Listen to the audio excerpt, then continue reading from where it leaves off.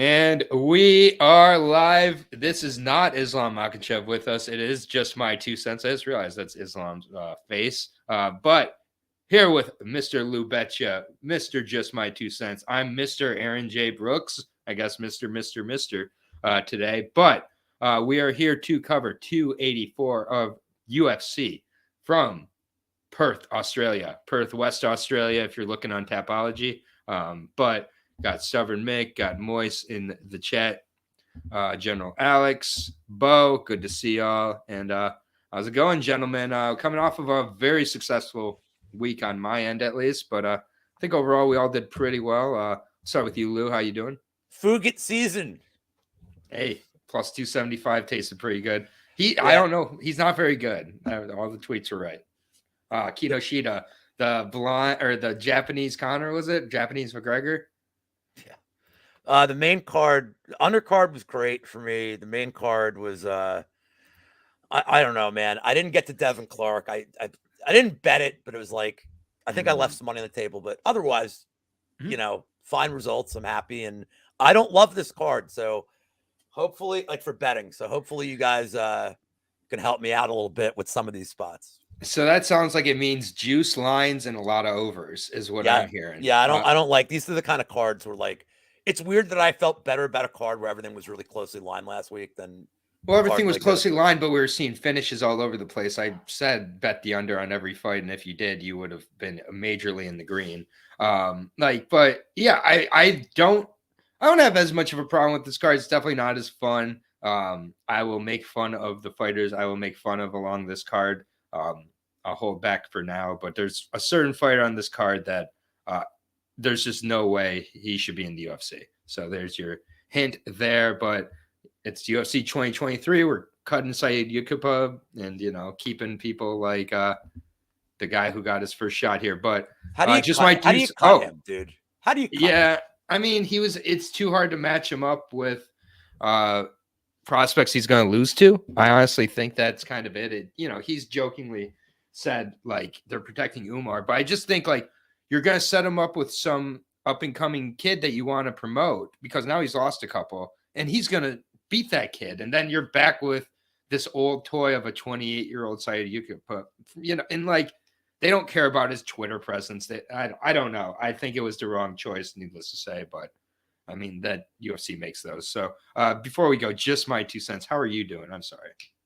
Mr. the Dog, Mr. Betya. What's up, boys? How you doing? Aaron, thank you very much for having me back. Always a pleasure to be on the show. Shout out to the chat. I'm pumped for this fucking car crash, dude. I had a tough time choosing my avatar because I wanted to put up the crash test dummies gif that I sent Lou on Twitter yesterday because that's kind of what this card feels like, just a fucking car wreck waiting to happen. But I'm pumped for it. I'm happy to be here. So thanks again, man. Yeah, you're always welcome here. It's good to have you. We got a good chat here. Justin Labyrinth as well. Good to have you guys. Let's go ahead and jump into this. I always get the amount of fights wrong. I think it's 14 this week. No, it's 13. One of these weeks I'm going to be right. That's 14 again. We're starting with Zubair Tukhugov. I can't say his name, never could, but it's okay. You know who I'm talking about. Elvis Brenner, the newcomer. I said there was one guy. There's a couple guys on this card that shouldn't be on this card. I'm not sure Elvis Brenner belongs here exactly. Elvis Brenner kind of, he has a lot of finishes. We can say that. He's a Muay Thai style fighter who has a lot of submission finishes. So he's kind of comes from the Simon Oliveira camp. 25 years old, Chuto box Diego Lima. So good camp there. He's only lost a decent competition. Sergey Andreev, obviously not great, but Gabriel Santos now champion over with an organization, Dennis Silva. That fight was very close. He's a journeyman as well. Just kind of looked oversized in that fight. He's now going against Zubair Tukhugov, who's coming up to 155. He fights like once every 18 months or something. So I don't really like that at all. We do start out the night with a fight that I don't want really anything to do with. It could be a very quick finish, but at the same point, Tukhugov kind of plays with his food. So it's just like he might go over and just be so much better and get like a 30-25. I don't know. The line sucks as well. There's nothing I want to do with this first fight of the night, but yeah, Elvis Brenner is the warm body. He absolutely is. Tukhugov is like minus 500. So what are you going to do? Lou, we'll start with you for this one. Okay, this week I'm going to remember to do the 30-second DFS blurbs as well. I don't want anything to do with this fight either. On the feet, I mean, we haven't even talked about that at all, but I think Zub is just like kind of worlds better here, which sounds really strange. Brenner's win condition is try to get this to the mat and get a fluke sub. It's hard to do that to a Russian, so I don't really see that happening. You mentioned like Zuba kind of screws around. He's a decision machine. The other thing that concerns me about Zuba is you mentioned how he doesn't fight a lot. When I see a guy with all these cancellations, like one a reason lot of them another, are his. They're all like except the one. It looks like they're all his, and so that part of me wonders like something happened this week, but I'm never getting him at this price. He's the most expensive guy DFS wise on the slate. He's 9,600, and I will have 0% of this guy. If you think decision's the most likely outcome, is he just staying on the feet? I mean, Brenner's going to try to get to the ground, but I could see where this is just a point fight on the feet. Zuba kind of pieces him up. 3-round decision, low volume striking. He's not going to get you as many points as you need on this slate. You mentioned this is a card where you see a lot of decisions, so you have to be judicious here, either picking fighters with finish equity or picking dogs that you think can survive a decision and at least get you some kind of floor. I mean, Brenner here, his floor is probably like, he's probably going to get 10 points. Like, he'll get some strikes and that'll, and maybe like accidental control time. But like, I don't see, it's one-way traffic here, but I don't like the price. Yeah, and I also think, Brenner really just has a lot of kind of upper trip takedown style takedowns that just aren't going to work against a Sambo guy like Zubaira. And he looks like he's wearing makeup in the picture, which is like a total pass. That's very good. He's given us blue steel. He's given us the blue steel pose. So That. He also doesn't look like a very big 155. Yeah, Zubaira, I do think round 1 KO. Moise is saying, if you want to, I just don't want to lose my money on that. So I know you shouldn't think that way, but just my 2 cents. You want to bring some hope to this party, or you join the unanimous decision 30-25 crew? Absolutely not. I'm sinking this fucking Elvis Brenner shit, boys. I echo everything y'all said. Couldn't agree more. Particularly what Lou said about the striking. Not only is he like a lot better of a striker, I think he's way faster. Brenner, from the tape I saw, is really fucking slow. I really like what Moise said about that KO round 1 prop. I think that's not a bad shout. I'm actually picking Zubaira to knock this dude out early. I'm not going to put money on that because, like Lou said, the price tag is fucking ridiculous, minus 500. And it wouldn't surprise me at all if Zubaira pulls a fucking stunt and just, like you said, plays with his food and takes him to the card. So not touching it, picking Zubaira, KO round 1 on Tapology, and just calling it a day right there on that one. Yeah, no, I think we're all on this. The price is rising too. First time at 155 for Tukhugov, which you would think maybe the cut's easier, but when you move up weight classes, a lot of times these fighters also get bigger as they're moving up the weight class. So it might be the same old shit with Zubaira here, where he's struggling to make the weight because he's gotten 10 pounds bigger while moving up 10 pounds. So who knows? It's not like the Khabib camp has ever been the best at cutting weight. So it's probably like the worst aspect of if he misses weight again, it's just get rid of this guy. Like at this weight, yes. Yeah, at this weight, he'll be ACA bound. But yeah, minus 560 plus what was it on Elvis? Not Elvis. What was Brenner here? Plus 420. Snoochie boochies. Still not taking it. Yeah, we're gonna move on. Starting out with back-to-back 145 fights. We have like a bunch of 145 fights on this card, I'm noticing. Blake Builder versus Shane Young. This is a fantastic main event of a CFFC that has been put onto a UFC card. So if I kind of took this and I looked at this fight and I was like, Shane Young has looked like absolute ass cheeks the last few fights. Like he looks like Ludwig Klein zapped his mojo out with that knockout, and he just looked very tentative and not really too aggressive in his last fight go around. And Blake Builder, to me, just in this fight here, he has such a big advantage when it comes to the ground. And I think on the feet, if he gets this into the kind of phone booth style like fight, gets his back against the cage, he'll club and sub, I think, Shane Young in this spot. I think Blake Builder is a club and sub candidate. He might just club him because he does hit really hard, but I think technically Shane Young would be tough, and that's not the best route for Blake Builder. I think Blake Builder would be smart to wrestle here. He's an older guy, 32 years old, coming into the UFC, but I just think that Blake is going to exploit that wrestling and the grappling of Shane Young, and Shane Young seems to lack the pop to keep kind of his opponents off him at this point. And it's movement and a lot of volume and movement for Shane Young to win this fight and frustrating Blake Builder. Blake Builder does get hit a lot and dropped early in his fights. So maybe Shane Young finds some confidence in that and puts away Blake Builder in the first round, but could be a live betting situation because I don't super trust Blake Builder. I'm not going to bet him here at plus 110. But I do like Blake Builder in this spot. I think he's got, I don't like to bring this up a ton, but I think he's got the confidence compared to his opponent, but this is going to be on Shane Young's side of things. But yeah, I just think Builder is, going to make up for short time here. We saw with Fugit a couple weeks ago. These guys in their mid-30s, they're ready now to, make their move, make their statement. He's got a really good opportunity here if he fights smart. Either he'll wrestle him, I think, and kind of grind it out and maybe get the sub, or he'll club and sub him at some point. But I do like Blake Builder a lot in this spot. And I think we can get even better plus money if Shane Young does have a good first round, because Blake Builder has started slow in his last two against very low levels, or last two before the Contender Series against pretty low levels of competition. So going with Blake Builder, I'm confident. I've liked him back in CFFC as well. I think he fights smart here and doesn't just play into Shane Young's game. So just my 2 cents. Your thoughts? I agree with a lot of what you said. I do think Builder is totally a live dog, and I've never been high on Shane Young, man. I'm always looking for a reason to fade that dude.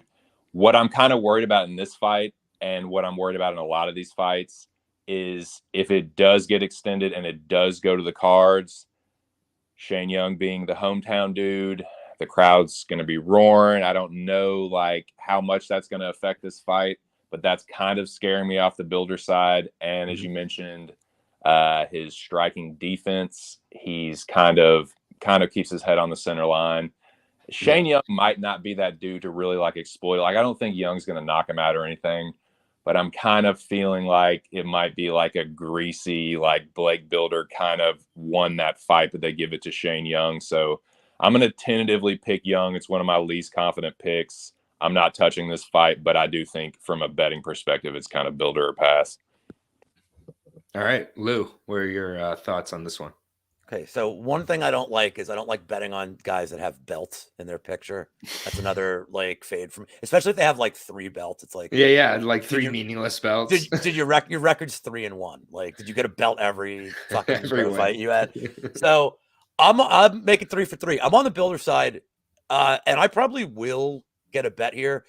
We're talking about how his striking defense is bad. He's still undefeated. He's pretty tough. I love taping him for the Contender Series. That was a smash win for him. It's on Builder side there. I don't like the inactivity of Shane Young. I actually think this fight could be really entertaining. It's just tricky. It's low level, but they're both low level. So I think it, could be interesting. I don't like the inactivity of Shane Young, just the lack of fights. And if we're going to talk about the striking defense of Blake Builder, we got to talk about Shane Young's KOs. This guy's had 2 knockouts in 7 years. And he knocked out a dude who I'm not related to named Zhenhong Liu. There's no relation to me. I mean, this guy is knocking out Right. bums. He faced Ludovic Klein, and that loss, look, now that we know what we know of Klein, he's kind of he's limited. Mm-hmm. He's kind of been disappointed on the UFC level. And then Omar Morales, sucks. So he looked really tentative there too. I don't know that Builder is really he's not a massive step down. He's a step down because of his inexperience, but I don't think he's a massive step down. And Builder, I think, out of all the venues here, is going to have an advantage on the ground. If he does get it to the ground, I think he could fuck Shane Young up. So give me Builder. I don't know that I think the line's kind of just where it's going to be at. Like, there's no reason to wait. If you like it, I don't see it moving. No. But the Blake Builder finish props, I mean, he's plus 250 to get a finish here. I think he's going to have more cardio because of Young's layoff. I think if he implements the ground game, he's going to absolutely gas Young. And this may be like my first round 3 prop. Ooh. So, which I don't even know what it is, but I'll tell you right now. Let's see. Fight parlays. Oh, I almost scrolled down to Loma. No thanks. Yeah. Builder round 3 submission is plus 1,600, and I think there's some meat on the bone there for who I think will be the fresher fighter. And last point on this fight, you obviously have to be careful betting against Australians on this card, especially fights you think will go to the judging. There is going to be home cooking. So if I do like the Builder side, probably an ITD prop on it, go real light. But yeah, I do like the Builder side here. And maybe I'm just biased because he did good for me a couple months ago in the Contender Series. Yeah, I mean, I've cashed with him in CFFC and the Contender Series, but yeah, I agree. Last week, we agreed on one dog together. That was Mr. Fugit. He turned out to be decent in that spot. This is our season. This is Builder season now with all 3 of us on Blake Builder plus 115 at the time. So jump on. I saw plus 110 earlier. So low money coming on Shane Young. Don't know why. This next fight of the night, I'm seeing a lot of people very confident about it. I'm not as confident about it. This is probably one of my least confident fights of the night. Loka Lumbume taking on Elise Reed. I mean, this is just low-level women's MMA at its finest. Loma is very overrated at this point, in my opinion. 7-3 though, 6-2 Elise Reed. So both these ladies around the same amount of experience here. Elise Reed has a Cage Fury belt in her picture, just like Builder. So will Lou go with this? But yeah, she's out of Kickside Martial Arts. I believe she owns the gym. She's former champion over with CFFC, had some pretty good wins over there. She's faced just a good level of competition throughout her career. And she's had some, good close wins. Her last time out against Melissa Martinez, is expecting that one to be a lot closer. And Elise Reed just kind of crowded Melissa Martinez, made Melissa Martinez look like a Mexican regional fighter, which is what she was. Has kind of underrated footwork, decent striking. She's very physical. She's good enough in the footwork department, speed-wise. And I just think Loma, I always look at Loma, I'm like, that is a 105 fighter. And I really can't get it out of my head. She's very small. She has good kicks, good Muay Thai, but just, kind of is limited in my opinions. And, has worked on her takedown defense. Her defensive wrestling's gotten much better as well. But offensively, you kind of know what she's going to do. She has been outstruck by ladies like Angela Hill, out-wrestled by Lupita Gunzinez, and then beating Sam Hughes, Jin Frey, Denise Gomez. I think this is going to be a really close fight. I get being on Loma's side simply because of the odds. I'm going to take a shot on Elise Reed. I think it's going to be a very close fight. Probably goes to a decision. Elise Reed does have experience over on this side of things as well. So, with going and that, I just don't know. I think it's going to be a close fight, plain and simple. I think it does go over. Loma at this price is crazy. So give me Elise Reed by decision. Split. It's a very handsome fight. Isn't it? Let's get that out of the way. Yes. I don't know. So I can't believe this is Elise Reed's 5th fight. I was saying this before we started the show. Like, it seems like I can't believe she's been there that long. The problem is I don't really know what to make of her because I forgive the Eubanks loss. I just forget about that. Took it on short notice up a weight class and just absolutely got buffed. Corey McKenna she beat because Corey McKenna showed the worst fight IQ I've ever seen in a single fight. Just did nothing. She made Sam Hughes look like fucking Khabib, which is not easy to do. And then Melissa Martinez, I think she was losing that fight, and then she got to take down the 3rd round and that's what secured it. Loma's last fight against Denise Gomes was probably the most. That was one of those fights that had no right to be as fun as it was. Yeah, just a crazy, low stakes, entertaining war. But Loma, look, she's shown that she has some ground chops. I think she hits harder than Reed. She's going to be at a size disadvantage. My pick is Loma. I'm never betting at this number. Like, you're betting the dog shit on Reed. I think it's dog or pass. So like, I'm fully on board with that. But the pick is Loma. I think if she wants to get some takedowns going, she can. I think she has, whereas she doesn't have refined striking that you love. She does. She's explosive. And Elise Reed is kind of like, I don't think she's a good nail. So if Loma is just pressuring her, I could see Elise Reed kind of being content to back up against the cage. But I'm not sure either one. I don't think either one of these ladies are good nails. No, they're not.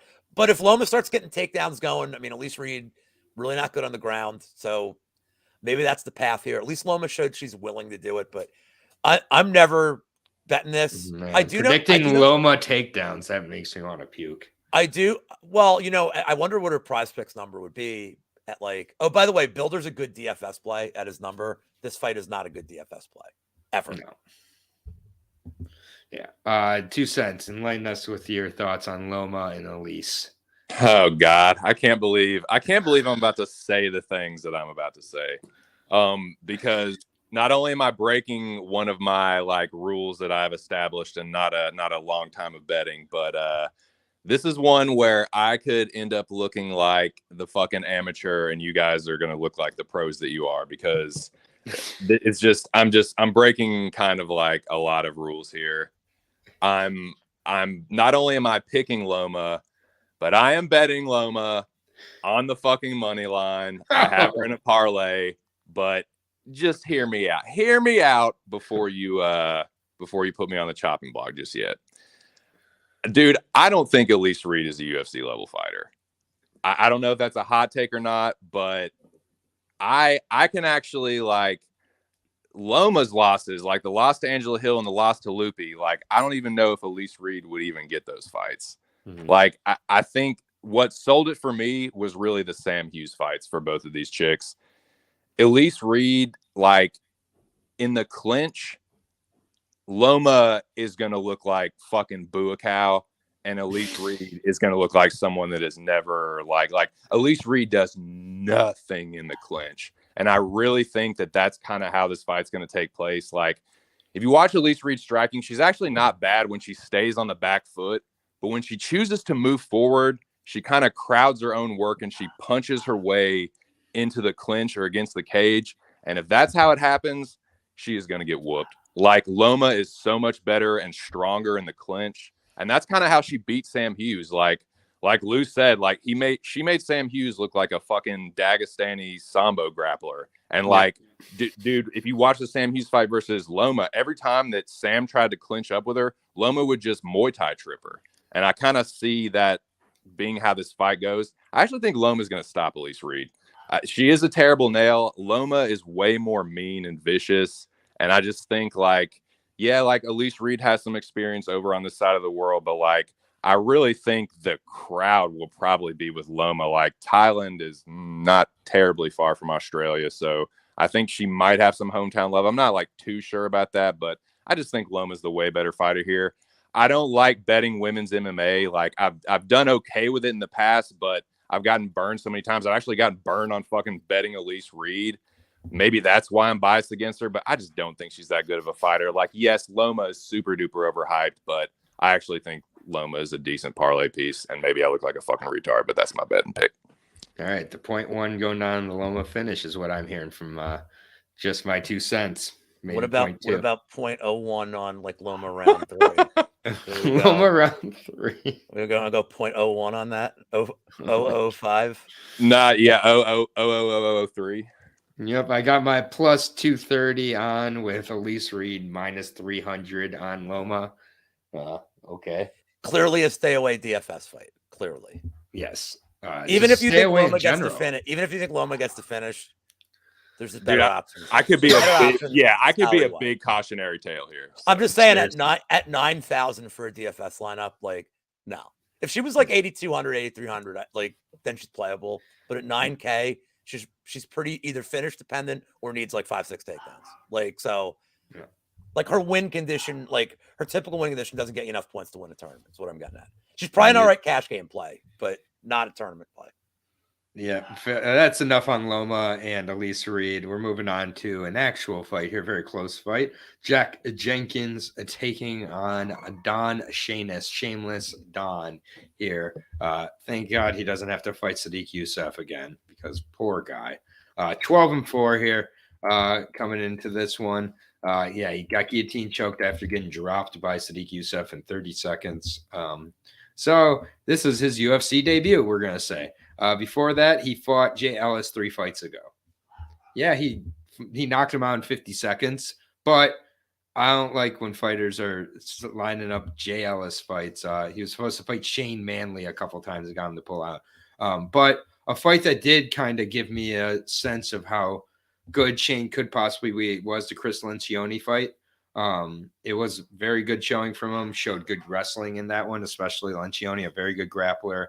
We've gone on to see in Bellator and other organizations do well. And yeah, I mean, Don, he's a scrapper. He likes to get in there and, throw down and either put you down or get put down himself. Jack Jenkins is much more of a technical kind of guy. Really, takes his time with the boxing and the leg kicks, used the wrestling at times. Just pretty well-rounded all around. I like what I'm seeing out of him, out of Absolute MMA.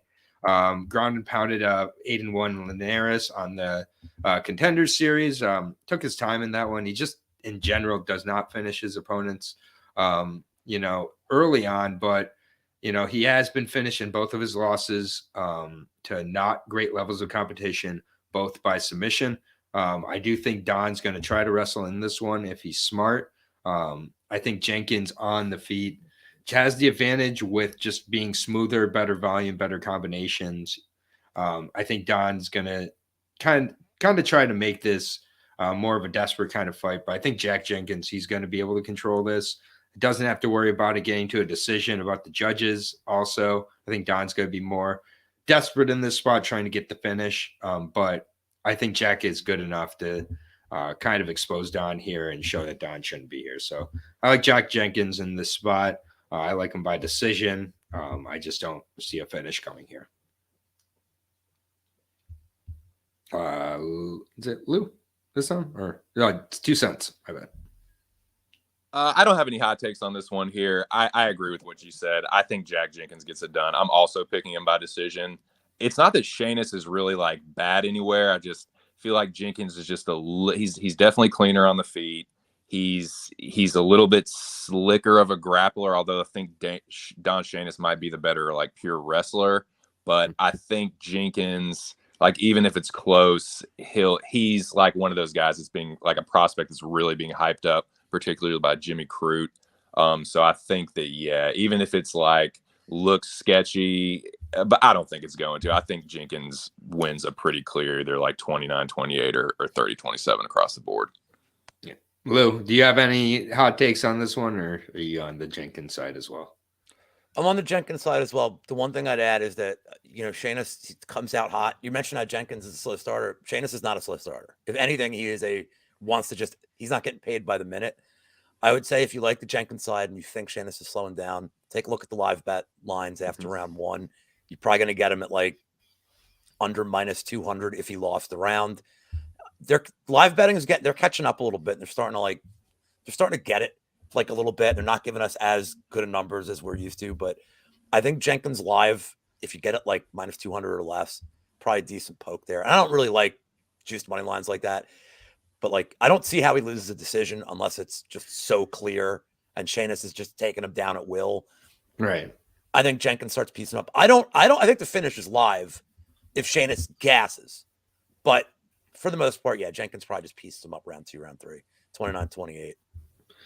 Yeah, it's like one that I kind of, wanted to have the hot take on. I wanted to doubt the Contender Series guy. I do think Jenkins is legit here. I like that he's not having to travel out of Australia.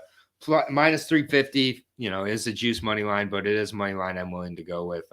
For Zhang Li's 5-fight money line parlay, Jack Jenkins will be in there. But Don, he's got a live chance, especially early on in the fight. So I don't hate the live bet look for Jenkins possibly either.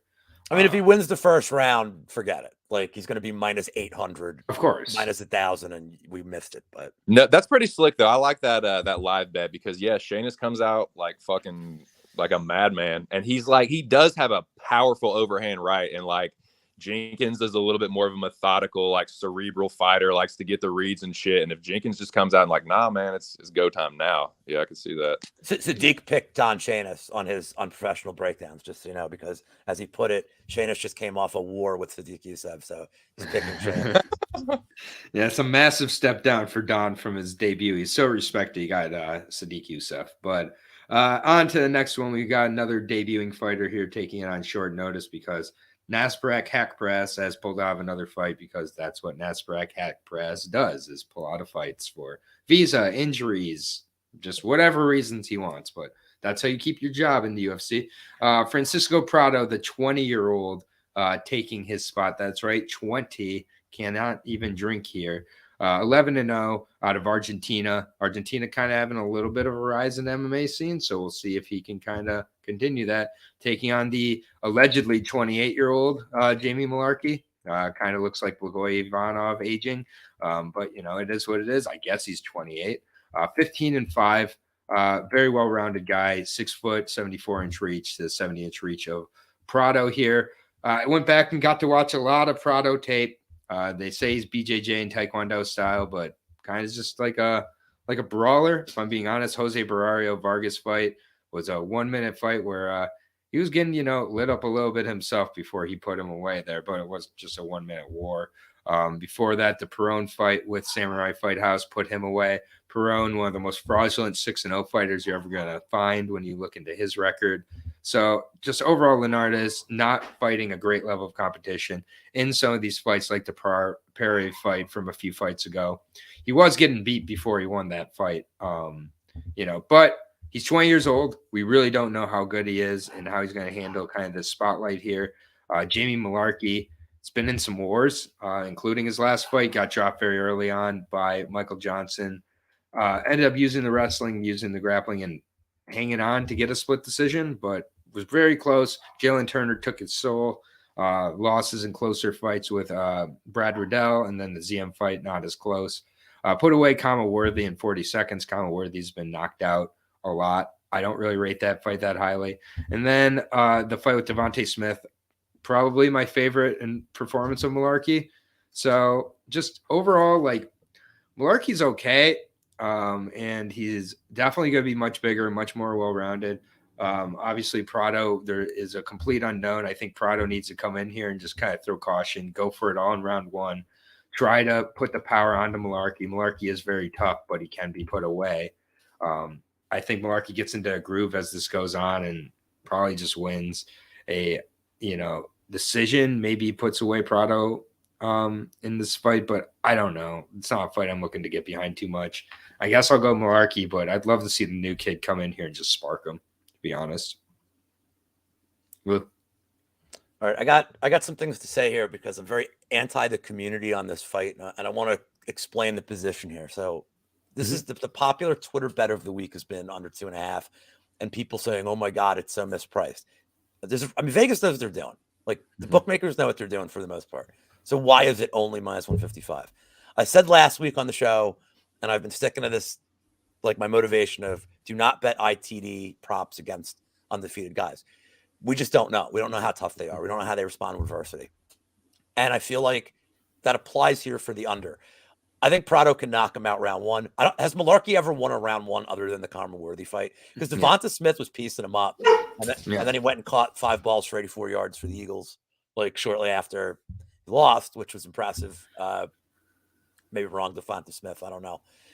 Malarkey, Michael, he couldn't put away the corpse of Michael Johnson, and he got really hurt badly. And did he win that fight? I mean, it was debatable. Like, if you had a bet on Michael Johnson, you had the right side. Obviously, you want the plus money in a split decision. Prado's pretty sloppy. He is explosive. I think he will throw caution to the wind here. I don't think there's any doubt. But there's this false narrative that people concoct that because he's only fought regionals and because he's only had short fights, that he doesn't have cardio. We don't know. He's 20 years old. He probably has like these. He's guys had a couple second and third round fights where he's gotten finishes too. I mean, these guys stay ready. Like Yeah. they're still growing. So like they stay ready. They stay ready.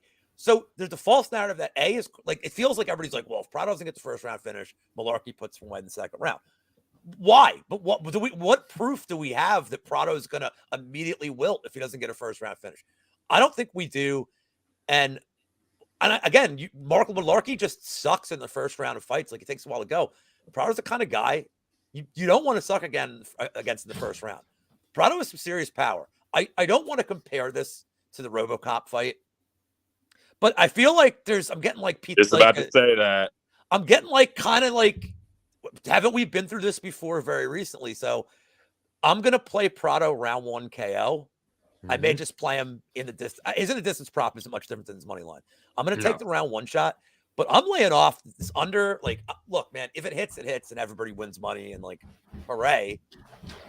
But like you even said, Malarkey by decision. I think Malarkey has. I don't think Prado has decision equity because I think if he's winning the fight, he's getting a finish. I think Malarkey has decision equity here. So I agree. I'm playing the Prado prop. I'm going to be real small on this one, but I just think it's a false narrative that Prado is going to wilt in the second round. Like, and if he does, he does. But there's nothing in his career that says he will. It's just people assuming that Malarkey will take over because that's what Malarkey does. But we'll see. No, I love it. 2 cents. What's your thoughts on this one? I am definitely staying away from betting this fight. Malarkey is someone that, unless I'm fading the dude, I'm really not trying to like put any kind of juice on that guy. He's a good fighter. He's good at responding to adversity in the first round. He's fought a good level of competition, definitely much more so than Prado. But like Lou said, I was just gonna say that shit. That fight getting a little RoboCop Hulk Fahea vibes. I don't know if he's quite the one punch guy that Bruno is. And if you look at where some of Prado's fights have taken place, like it looks like he's fighting in fucking vacant buildings in some of these. Like they just like piece together. Samurai Fight House. Home of Eileen Perez. Dude, it's like where is this? What am I watching? Eileen Perez was a champion with Samurai Fight House. Dude, I do like that you good. can watch all those fights though. I like that, you know, there's but it's just in like the weirdest variety of fucking venues. On like a VCR camera. Dude, it's like what like tracking. There's like tracking going on. What is this fucking fight promotion? But shout out to them for the transparency on all their fights and shit. Yeah, it's great. Yeah, like you can't say it's a fake record because it's like, hey, no, you can see the fights. But nah, I'm gonna go Malarkey. I actually might be the fucking donk that's like, oh, dude, second round knockout. But like, I guess I don't know. Right. Prado's a greenhorn, so I'm gonna pick Malarkey. Yeah, minus 275 on Jamie Malarkey, plus 225 on Prado. First round number is pretty solid as well. So, yeah, I get a lot of people on the Malarkey side. I don't really like to take him unless I'm baiting his opponent. Speaking of baiting their opponents, that is what I'm doing in this next fight. Because Aaron, by the way, Prado, if you need to take an underdog in DFS, the flyer, his ceiling is tremendous. On a slate with not a lot of good dog shots that I like for that. I'm just saying you got to get some Prado in your lineups, like because if he wins, he wins big. If he wins, he's winning, and a 60-second finish isn't like completely out of the question. Like he could get like 130 points in a win. So he could break the slate with a win. Just wanted to get that out there. He could, dude. Malarkey has that deer in the headlight looks. And as a notorious slow starter. Karma Worthy is just very bad. Very. He's been knocked out, I think, 8 times. He's or something before he retired. Yeah, he's probably watching this breakdown. He watches a lot of breakdowns. Devontae Smith's chinny too, and he didn't finish Devontae Smith. So yeah, I think the finish narrative is a little overblown as well. I have Malarkey by decision, but I'd love to see a Prado first round KO. Next fight here, Shannon Ross got a UFC contract. Why? What are we doing? That was one of the worst performances on the Contender Series I've ever seen against Vinicius Salvador. Go watch Vinicius Salvador. I lost big money. Not big money. Lost a lot of money on. I lost a ton of money. Lost a ton of money on that fight. Shannon Ross, the part-time MMA fighter, he was a part-time mechanic that night. And Shannon Ross, I cannot believe he got signed to the UFC off this performance. Clayton Rodriguez is absolutely in my 5-fight moneyline parlay. No doubt about it. Clayton is going to absolutely show out and I think start to earn a lot of the hype he's had from before the CJ Vergara fight, even on the Contender Series. Like he's had a lot of hype. It's out of the Nogueira brothers, 27 years old, minus 275 price tag is absolutely justified here. His last couple, Santo Curatalo, looked good in that fight, but everybody expected him to finish. So he kind of got discounted in that fight, but I didn't have a problem. That's a former champion on a regional scene. I had a few fights canceled, since the CJ Vergara fight. But the CJ Vergara fight, first of all, was extremely close. CJ Vergara is not bad at all. He's way better than Shannon Ross. He would knock out Shannon Ross. I have no doubt about it. And that was a really close fight that I scored for Clayton Rodriguez when I went back and scored the fight. And I think it's good that Clayton lost the fight because you learn the lessons a lot more from the loss there, that if you squeak by with a win and don't correct the issues you need to. I think Clayton's going to spark him. I like him early. I like him inside the distance. Shannon Ross does not belong here at all. And Clayton Rodriguez, I think, does. I think Clayton's going to be here for a while. I do think he's very talented. Good striker, good on the ground. I don't know how he gets it done, but he gets it done. And this is my most confident favorite of the night. I'll be honest. 2 cents. What's your thoughts on this one? Are you as confident on KR or you like the Turkish Delight? Dude, I love that joke. Shannon Ross got a UFC contract. That's insane. That's the punchline. That's the joke. That's the whole joke, dude. Dude, yeah, like it's so funny watching Shannon Ross tape. It's not like the guy has bad defense. He has no fucking defense. Like, dude, even when he puts his hands up to block strikes, they still all forward. Get through. Like this, like nothing doesn't land against him. No. Like, yeah, Clayton. Dude, I was thinking about this. I was doing my Tapology picks last night, and I had Clayton Rodriguez by decision, and I was like, what the fuck am I thinking? He's gonna smoke Shannon Ross, dude. I like Clayton Rodriguez by knockout myself. It's the more by the second I think about this fight, it's Rodriguez all day. Yeah, this should have the Tukhugov line. I don't care. Lou, what are your thoughts? He has the second worst Tapology picture ever. The only guy that's worse is Anvar, the dude that fought on like the Contender Series against Eric Silva. Like Anvar has like it looked like a computer, like an 8-bit. The Uzbekistani kickboxer. Yes. It was like a rendering of a fighter, and they're like, they told somebody like, just what do you think a fighter looks like? They're like, this guy. They're like, let's remove his hair now. And leave the pixels, and it's fine. Yeah. I got nothing more to add. Plus 130 in the distance. I do think a sub's live too. Like, I do too. But with Shannon Ross's horrible striking defense, and this is a get right fight for Clayton Rodriguez. And in all fairness, I think Vergara, like I know Tyra got him out of there. Vergara's pretty tough, and his cardio is pretty good. I think he's a tough matchup. Like the third round I don't think Clayton Rodriguez really had like a plan B for the third round of that fight. No. And Vergara is he's pretty durable. He made it ugly. And Vergara is a good minute winner, which I think is when you're a prospect and you face these guys that can kind of take your best shot early. Vergara just made it ugly and like stole minutes. Shannon Ross is not a minute winner. He's not a second winner. I don't know. Like, I don't understand the fight except for it's a get right fight for Clayton Rodriguez and that Shannon Ross is getting paid in like a sack of rice, like a goat. I would not be surprised. Not getting paid money. They're not paying this guy money, are they?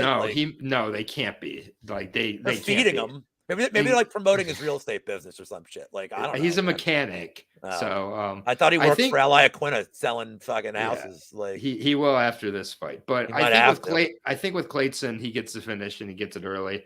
And I think that he gets turned around onto the Brazil card in May, most likely. He's one of my favorite DFS plays on it. Like he is like he's 100% of my lineups. Yeah, if Rodriguez blows this, then yeah, it's going to be a rough night there. Even if he somehow gets a weird decision because he went the grappling route, he's still going to rack up like a fuck ton of points. Like Ross has nothing on his back. I don't think if this thing goes decision, I give up. But like he's going to, I think however Rodriguez wants to win this fight, he's going to score an absolute shit ton of points. So he is 100% of my lineups, like Clemson or Homeless. Yep. Minus, money has come in on Rodriguez, as rightfully so. Minus 320 over at DraftKings right now. Bet MGM minus 350 plus 265 on Shannon Ross. I think that line's probably accurate. Maybe I'm getting a little excited, but it might still, be some value there. Zhang Li, needless to say, that's on my 5-fight money line parlay. So back-to-back fights that I think should be very entertaining. But yeah, I feel very good about the favorite in Clayton Rodriguez there. This next fight, pretty good fight at 145. Joshua Kilobao versus Melsic Baghdadzarian. Trying to say that again. I'm not going to. Melsic versus Josh here, Kilobao.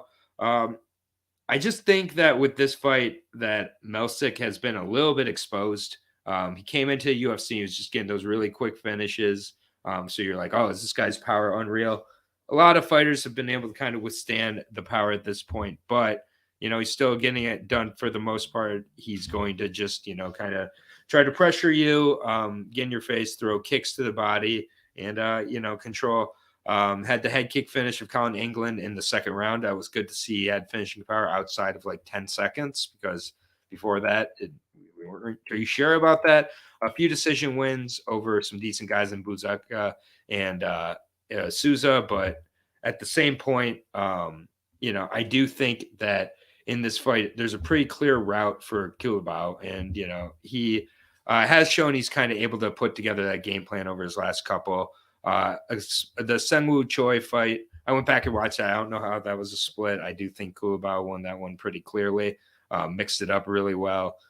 Good footwork as well from him. Before that, the Shaolin fight, just put together a really complete performance. I think he beat Charles Jourdain as well, going back and watching that fight. So to me, it's 3 straight fights for Kilobao here. I just think Kilobao definitely has to survive an early storm of Melsic. I think after the first round, this is all Kilobao.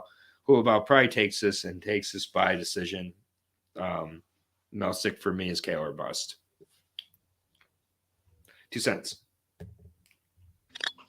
This is a fight that as soon as I saw that this matchup was actually taking place, I said immediately to myself, I'm not fucking betting this one. The line is really fucking close. It's pretty much a pick 'em, or was for a while. I'm not touching it.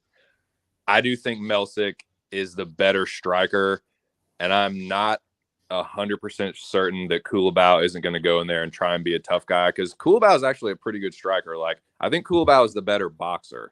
I just think Melsic is the better, like, overall striker, particularly at kicking range and in the clinch too.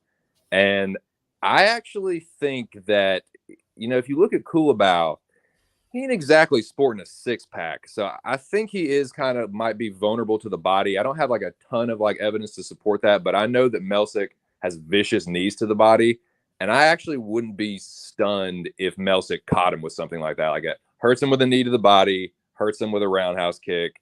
But I'm not going to bet it, man. I'm definitely not going to put money on Melsic. I do think he is a little overrated. He could get exposed here. I wouldn't be stunned at all to see Kilobao win. I'm going to say Melsic edges out a greasy one. But again, this could be one of those, if it's close, maybe it goes to the Aussie fighter. But yeah, it's too sketchy for me. I'm going to pick Melsic ever so slightly. But yeah, that's all I got. Fair enough, Lou. If you are going to bet Melsic, may I suggest you bet him round 1, round 2. It's plus 350 on DraftKings. I do not love his cardio. I don't think he gets a late finish. I do like Kulibao's cardio. I mean, I know his physique's not great, but guy looked really good against Choi in the 3rd round. Mm-hmm. Kulibao's strength of schedule is, it's night and day here, strength of schedule wise. Baghdadzarian got taken down by Bazooka on the Contender Series. That was a pretty dicey fight. Kulibao's, look, there's not hitting the ground. The only way this fight hits the ground is if it's like a knockdown. Anglin, was trying against Baghdadzarian. And then the Souza fight proved one thing to me, and that is that there's a certain type of fight that Baghdadzarian can win, and there's a certain type of fight where he's going to look ineffective. Souza didn't give him the fight he wanted, and he was content to just do nothing. And his cardio still didn't look great in the 3rd round. I think Kilobao is going to probably dart in and out, land some jabs, win the minutes. Bagdasarian is not a minute winner. He is a moment winner, and he only needs one moment. But Kilobao shown some really good durability. He's fine being in a firefight, but I like his fight IQ. I've been impressed with Kilobao's fight IQ, and I think that's what wins this fight for him. He's going to stay out of range. Just my 2 cents brought up, like, susceptible to body. He's also not great at defending leg kicks, which is a concern for me here, as Bagdasarian has some absolutely insane power with his kicks. But I do think Kilobao can kind of just pitter-patter, steal minutes, win rounds like that are really, really close rounds. I don't think Bagdasarian has any decision equity here. So give me Kilobao to win by decision. I think Kilobao is going to win the third round just based on what I've seen from their tanks. So if Kilobao wins one of the first 2 rounds, you're probably right. I don't know that I'm getting to this number with Kilobao. I don't particularly care for it. And from DFS, I mean, you have to have, like, if you're doing 20 lineups, you got to have Bagdasarian and, like, probably 1 or 2. He does just because of the finish equity. But I don't want any Kilobao here. Even in a win, there's going to be no takedowns in this. You know, for those of you guys that don't play DFS, like, you need a guy with takedowns, like, really. And he has no takedown equity. He'd be smart to try one. At least I think he's gonna attempt a few takedowns in this fight. At the very least, later on when he's, like, so heavy-footed, I think he will. I mean, at the very least, just to get Bagdasarian uncomfortable, like, just, you know, vary it. But Kilobao's a way better grappler. Yeah, but he doesn't use it. But he doesn't really use it. Like, that's the problem. Like, it just seems like there's better spots on this card. I don't know. He would if he's. I'll tell you right now, if he starts grappling in the first round, he might look minus 500 in this fight. Like, yeah, that's what I'm saying. Like, I really did dominant, but think I'm not there. I'm not there yet. Yeah, that's fair. I like the price here. It's probably going to get me minus 110 on both sides. Kilobao will be super low owned too. Like, if you did want to play him in DFS, like, as a contrarian angle, he's gonna have super low ownership. But yeah, but it could be a very close fight, and Melsic could just squash him early. I mean, Melsic does have good power. Get the carousel ready for this one, because we got 2 light heavyweights on short notice with bad knees. Hooray. Yeah, I don't want anything to do with this fight at all. I, like, watched a little bit of tape on Modestus, his last fight with Chuck Campbell. I bet Chuck Campbell just because I fade Modestus. That was a mistake. But Modestus is just the same old guy. He hasn't learned anything from, like, his trip to Cage Warriors land, except, like, I'm going to keep fighting the way I've always fought. And if you make me uncomfortable, you start to use the grappling, you start to make it an MMA fight, I'm going to struggle. Tyson Pedro has such an advantage in the grappling here. Both guys' knees could go out at any time, so why would you bet Tyson Pedro here? But yeah, Pedro should take his back at some point and probably get him put away with a rear naked choke. I do think that Modestus could win, a decision if he's able to get into, like, kind of a, kickboxing, sort of a rhythm. I don't see a finish for Modestus, though. Really don't. Wasn't super impressed with Chuck Campbell, a 39-year-old. Just pass all the way around. Tyson Pedro by sub would be my official pick. Luke? I think, we have a guy with 2 first names and then a guy with no first name. So it's, perfect matchup here. I think Modestus, I don't know that I'm going to get there, but I'm going to have my eye on it. I think Modestus live after round 1 is a potential look if you get better than plus 500. I mean, we know that with Pedro at this point, he's round 1 or bust.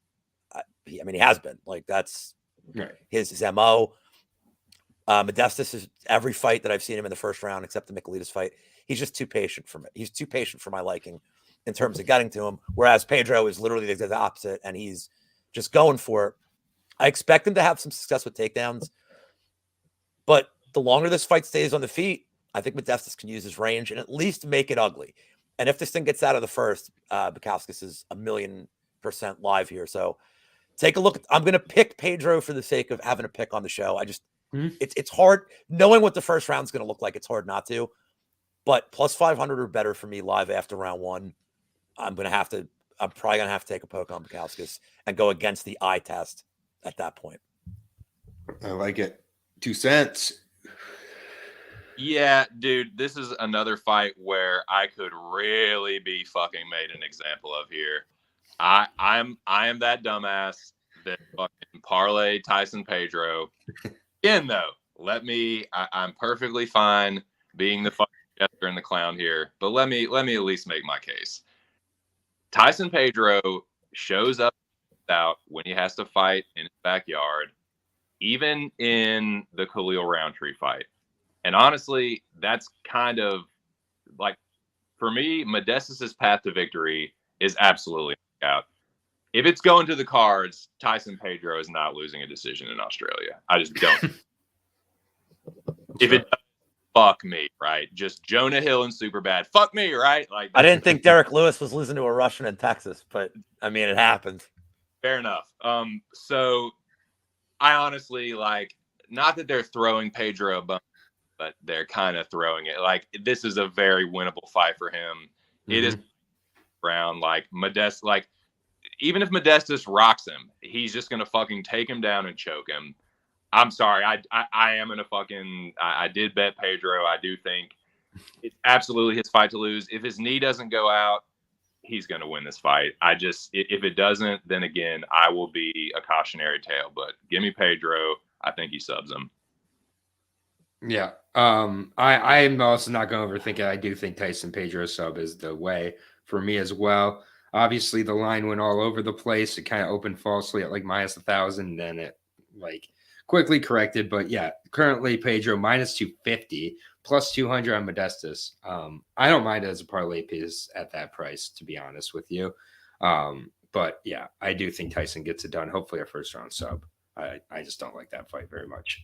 So back-to-back 205 fights here, because we got the main card starting with more bad knees. Jimmy Crute in the house, cracking his way on to the main card.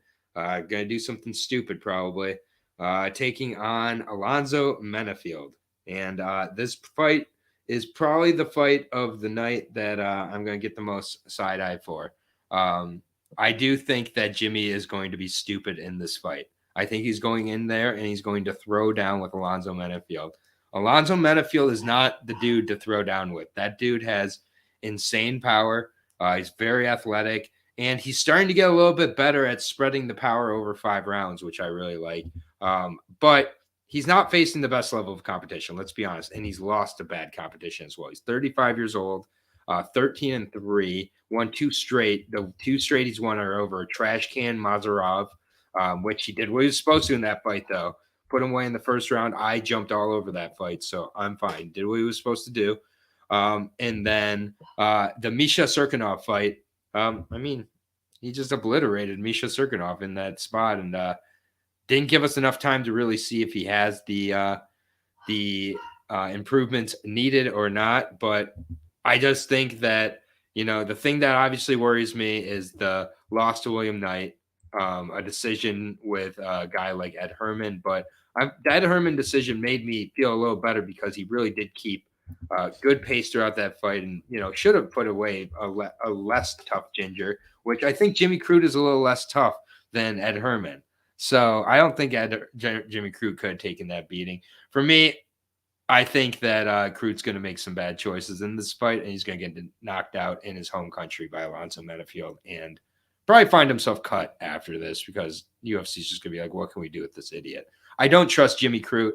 I met Jimmy Crute in Boston after the UFC a few years ago. Dude's a dumbass, so maybe that's why I'm holding on to. But calling him a dumbass and then betting on him because he's an idiot has paid off in the last few fights. I think it pays off here. I like Alonzo Menifield a lot more than a lot of people, and I like him by a KO in one of the first 2 rounds. Probably first round 1. Who's with me?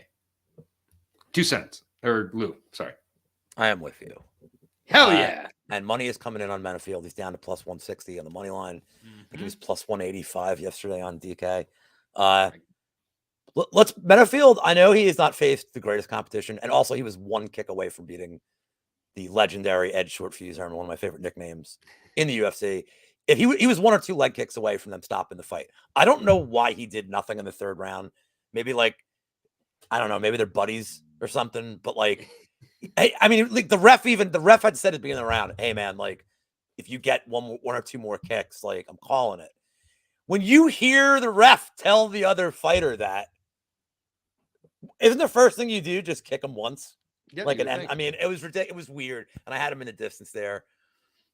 Menifield's takedown defense, even though not against the greatest competition, is really good statistically. He's like 91%, I believe. It's like insanely good. He's strong. The William Knight fight was kind of weird because I actually thought he won a decision, but the fact that it went decision and was just really low volume was scary. It's not going to be a low volume fight. Crute won't. Crute's going to force it to not be low volume. Crute could run right into a big right hand.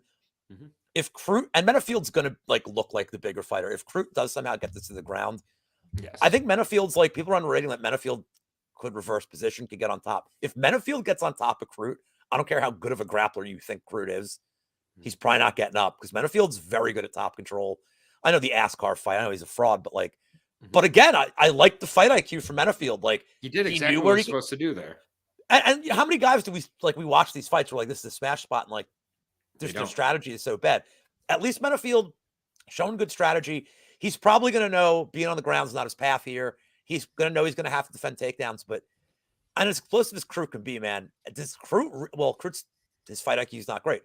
It would not make sense for Crute to want to just have a standing war with Menifield, where Menifield could only has to hit him once and get him out of there. So I like Menifield KO as well. I mean, the under 1.5 is minus 150. I don't love under 1.5 in general, but I think it's, I don't mind it. I think it's a good parlay piece for me. I mean, if Crute wins, it's probably round 1 sub. Unless like, you know, the only thing I worry about, and it's lower odds here. If Crute just gets him against the cage and we get like 4 minutes of against the cage, Crute going for takedowns, and Menifield just like pinning his head down. Like I worry that's a possibility, but it's almost like Crute's just Crute can't have those kind of fights. Like he's just he knows he'd rather have exciting fights than lose. I feel like at this point. So under 1.5 is a great bet. They're both good DraftKings plays. Like they're both smash spots. Menifield especially because you're getting a lot of salary relief to take them for a high point win condition. So Menifield KO for me. I like it. 2 cents. You joining us on another underdog and Alonzo. Boys, let me fulfill the prophecy here. Let me complete this fucking unholy trinity. Yes. Oh, this is for me. I'm trying to put my wannabe pro capper hat on here and purely look at this by the numbers. Like this fight just screams 50-50.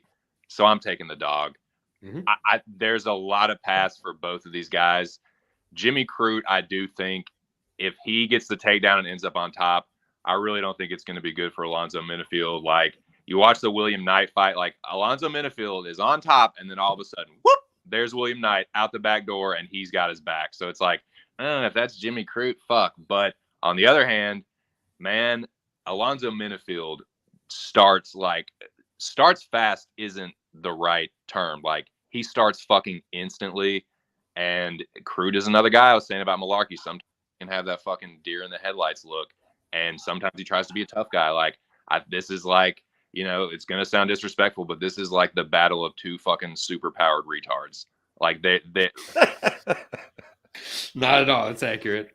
Dude, like Alonzo Menifield plus 320 for his like most likely path to victory. Even my dumbass was too by that. So I'm taking a shot on it, man. I like Menifield by KO. No, I have no problem with this at all. So I like it. And once again, all on the unanimous on the dog. I love it. Not a dog we spoke of at all leading up to this week. I haven't spoke to either one of these. We have in our limited history, we have pretty good success, and we all agree on a dog. Yep, plus 160. I love it. Minus 190 on Mr. Crute here. Aaron has slowly become one of my favorite unbiased critics. Thank you. I will always admit when I have a bias, but I try not to. So yeah, move on through the main card here to the people's main event. The people's main event. It really is. And this is one that we couldn't help but talk about. So I do have an idea of where both these guys are leaning. Yeah, I'll be honest here. This one I am not super confident on, not putting money on. AKA, I'm on the Justin Taffa side of this one. You can go through Justin Taffa and Parker Porter's fights here. Parker Porter against Alan Boudreaux was less than impressive, guys. Let's like really relax there. Got rocked a few times in that fight.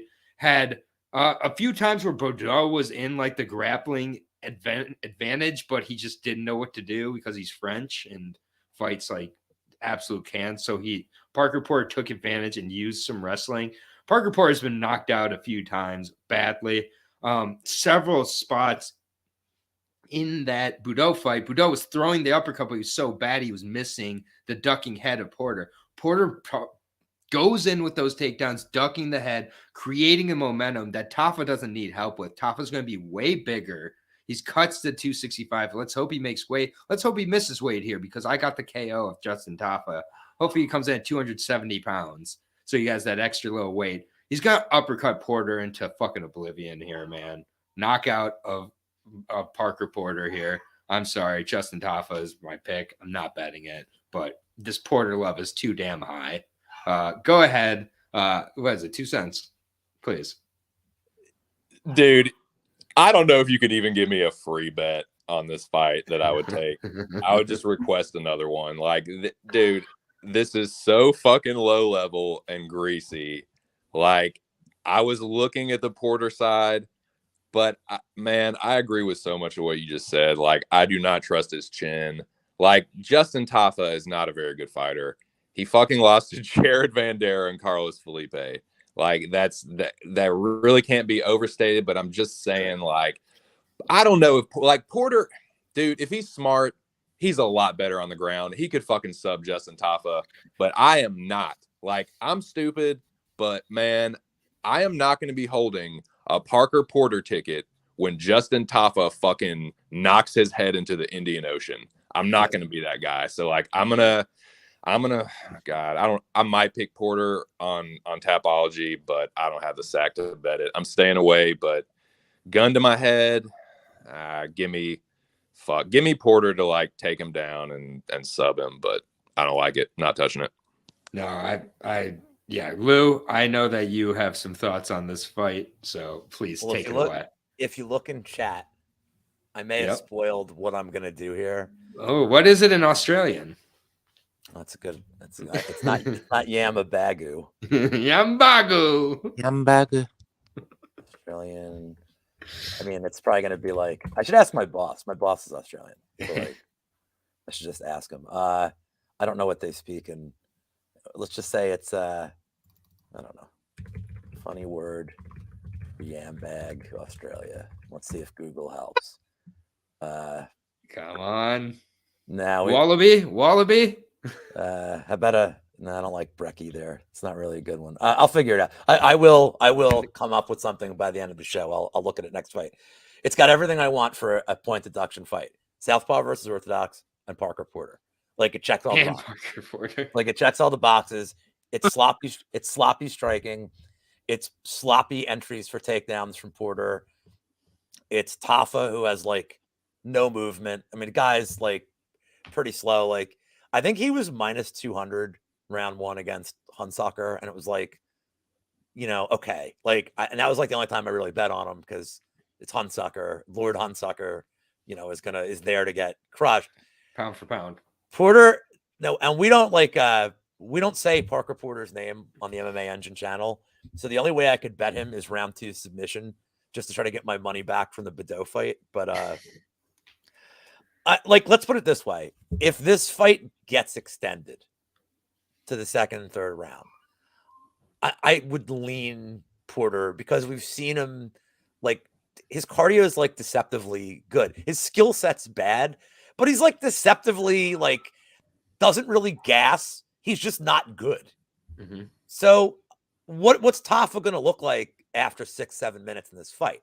Terrible. Death gas. So yes, I mean, I would lean Porter for that. Honest to God, I'm not even joking when I say this. This could be like a draw. This could be a split decision because Porter could win minutes with control time, and then we just could get doing nothing, landing and like no strikes. Like, they were like 23-23, him and Boudreaux halfway through the second round and strikes. But we could Like- get some funky judging. Look, man, there's some home cooking here that's possible. Porter could like have 4 minutes of control and like do nothing, and then Taffa lands 2 shots in the round, and like one of the judges will give it to Taffa. So I think agree. if you want to play all the if you just want to have fun with this fight, like this is what I'm supposed to say, bet responsibly, but I'm lying. Yeah. Like don't bet responsibly, just fucking bet. So I think the split is live. I'll tell you what it is. I mean, it's a heavyweight fight. It's going to be insane. So you're Like- giving us our 0.1 unit bets here. Well, this is where I'm like, I'd probably been drinking by this point in the night, and I'm like 2 units on this. Yes. Fight to be won by split is plus 800, which is that's sexy right there. Love And it. then Taffa's plus 1400, Porter's plus 1200. It doesn't make any sense. Like, why would Taffa be longer odds here at home? Maybe it's because like the we've narrative. I don't know, but like Narrative is that Porter's going to turn it on second round on. Like, if you're gonna do a bet on this, do something goofy. I mean, maybe Porter live after round 1, but I don't think you're gonna get a good price on Porter. Like, I think if Taffa's gonna slow down, it's probably gonna be by the end of round 1. And I've said way too much about this fight. Take the Yes, draw you have. bags, split decision, draw, yam bags, Yeah. all these just bet all these bets that are plus 800 or higher, and have fun with it. Yeah, Taffa for now still the favorite at minus 125. I wouldn't be surprised if Porter switched to the favorite by fight night, or if it's just a pick 'em by fight night. I really wouldn't. I mean, and like, look, they both in these pictures, like they're the definition of definition.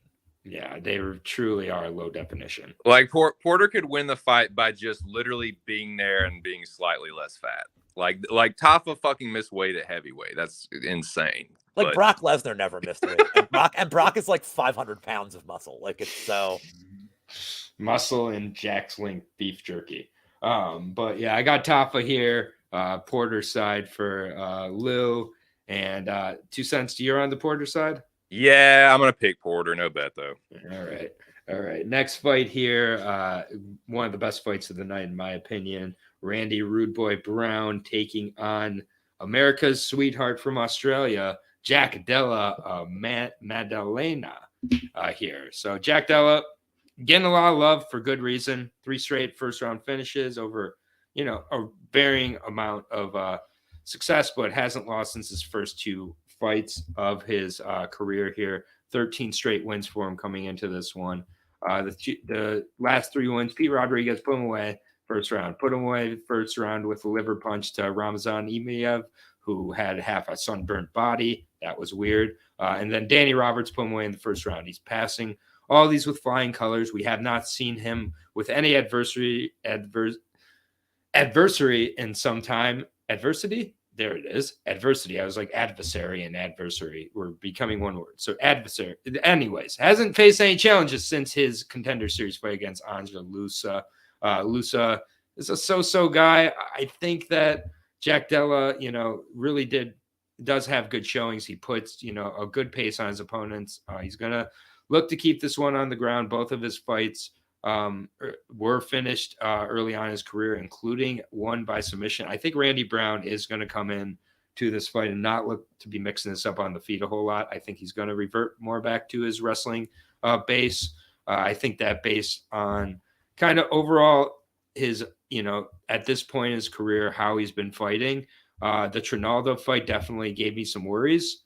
But at the same point, the Chaos Williams fight is more the one, for me. I think this fight is more relevant too. I think Jack Della can really get to Randy Brown in this spot. For a while, I was really wanting to be the Randy Brown hipster and side with him. But honestly, I just think Randy Brown fucks around too much. I don't think the striking defense is going to be there. I think Jack, when he does get the striking going, it might take a little longer than the first few fights here.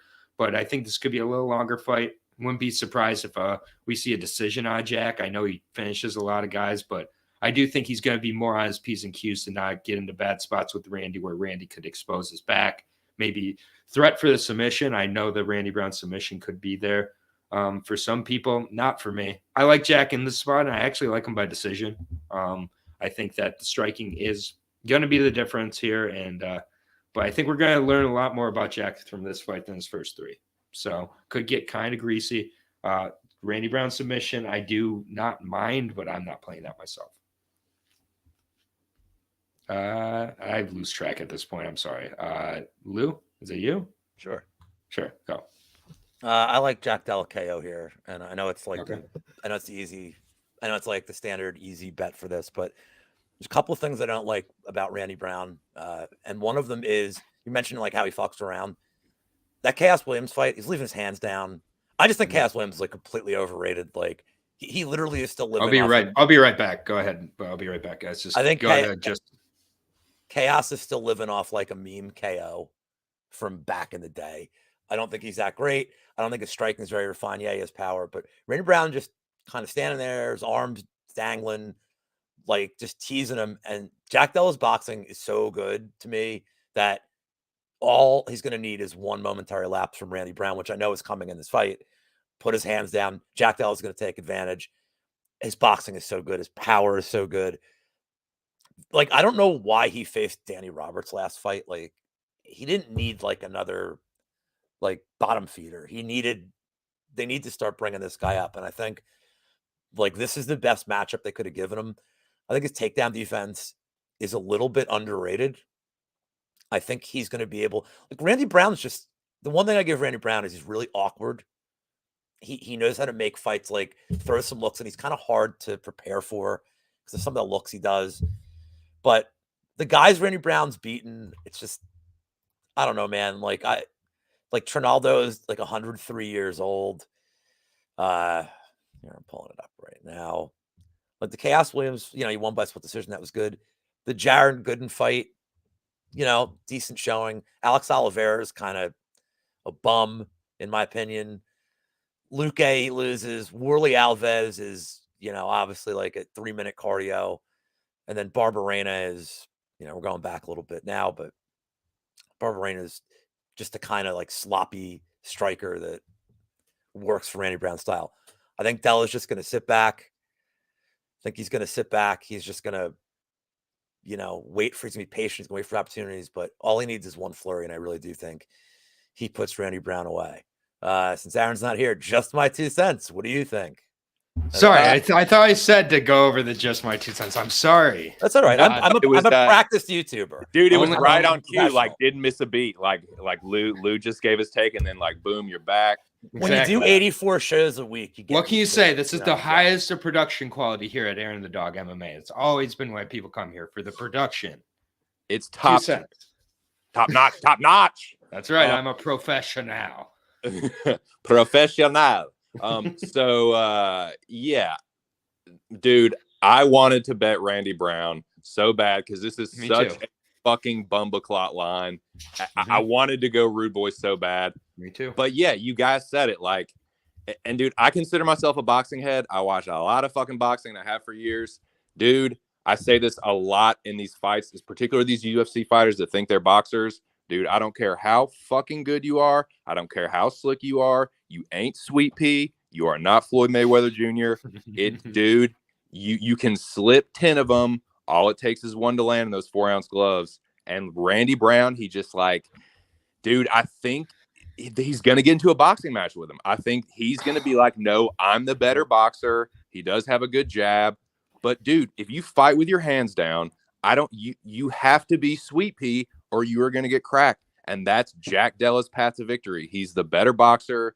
He's the faster, like, he's more accurate too. Like, that's one thing I don't like about Randy Brown. Like, he looks good. He looks good when he's slipping. He looks good when he's feinting, and like, he's got a good jab, but like, he's a little inaccurate. I don't know if the stats are there on that, but I just see these fights and like, man, if he dialed it in a little bit more, he could have more success. But yeah, I think he's going to try and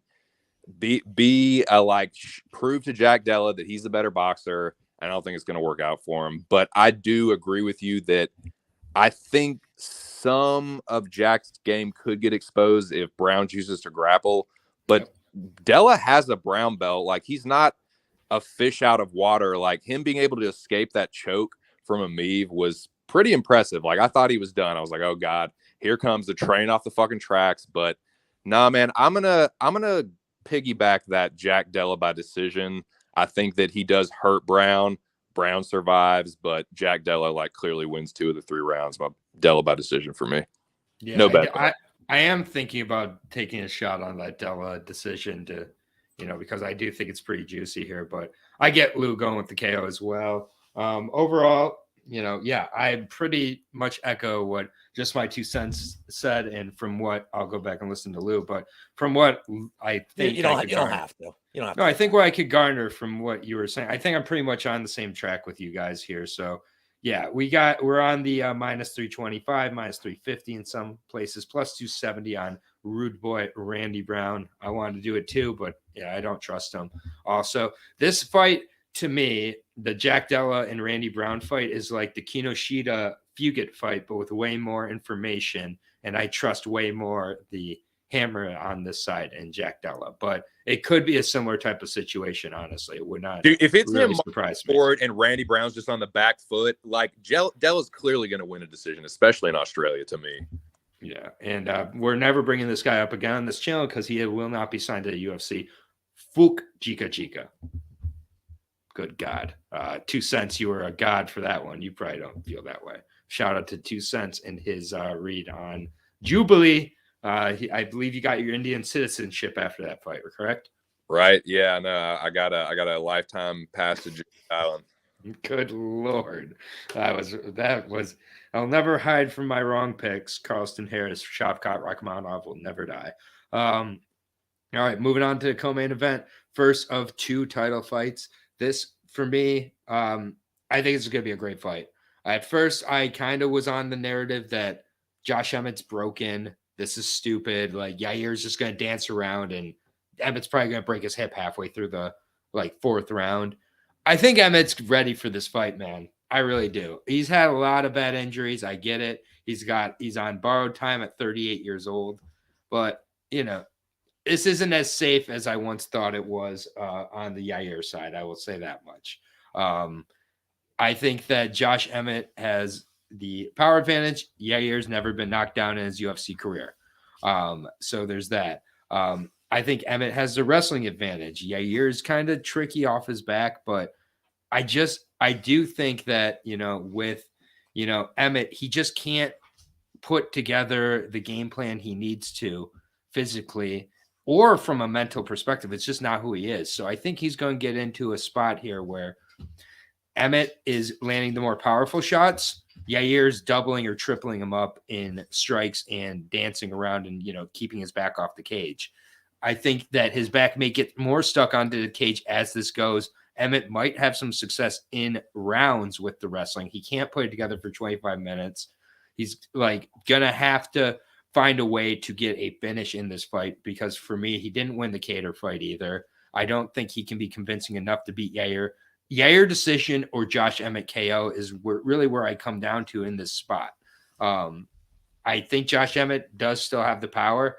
I think he knows this is his absolute last shot. Probably if he loses this fight, he's going to retire. But I don't think if he wins this fight, he retires. And I don't think that I don't know, man. I was initially, Yair was my most confident favorite on the card. And I was like, Yair, he's just got the better legs, better, gas tank, all of the above.